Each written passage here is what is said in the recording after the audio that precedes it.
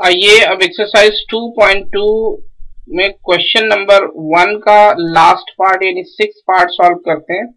और इस क्वेश्चन में भी हमें क्वाड्रेटिक पॉलिनोमियल गिवन है, उसके जीरोस फाइंड करना है और फिर जीरोस और कोफिशिएंट्स के बीच में जो रिलेशनशिप होती है उसको वेरीफाई करना है। आइए इस क्वेश्चन को सॉल्व करते हैं। सबसे पहले जो पॉलिनोमियल हमें गिवन है हम उसको कलेक्ट करते हैं। ये है 3x² माइनस x माइनस 4। और अब इस पॉलिनोमियल के हम फैक्टर करेंगे by using middle term splitting method. ये होगा माइनस, मिडिल टर्म को इस तरह से स्प्लिट करेंगे, -4x प्लस 3x। और फर्स्ट टर्म यहाँ पे गिवन है 3x² एंड कांस्टेंट टर्म है -4।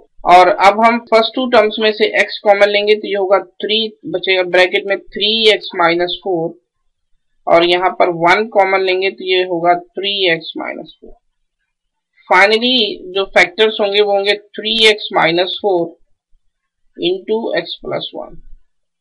और अब इस पॉलिनोमियल px के जीरोस फाइंड करने के लिए हम इन फैक्टर्स को यानी px को 0 के इक्वल रखेंगे और px की वैल्यू है 3x minus 4 into x plus 1।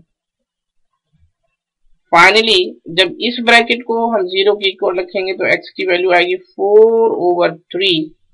और जब इस ब्रैकेट को 0 के इक्वल रखेंगे तो x की वैल्यू आएगी -1। और अब हम जीरोस एंड कोफिशिएंट्स में जो रिलेशनशिप होती है उसको वेरीफाई करेंगे। कोफिशिएंट ऑफ जीरोस होगा 4/3 प्लस -1।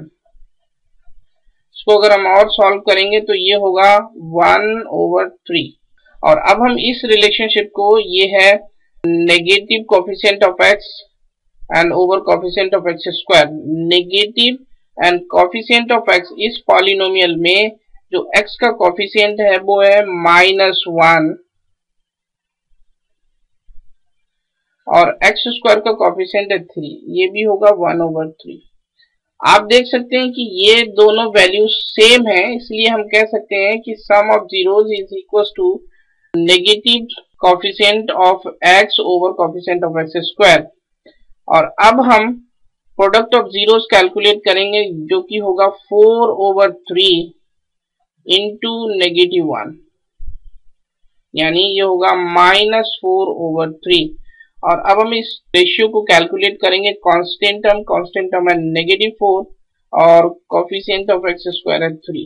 आप देख सकते हैं ये दोनों वैल्यूज सेम है, इसलिए product of zeros is equal to the constant term over coefficient of x²।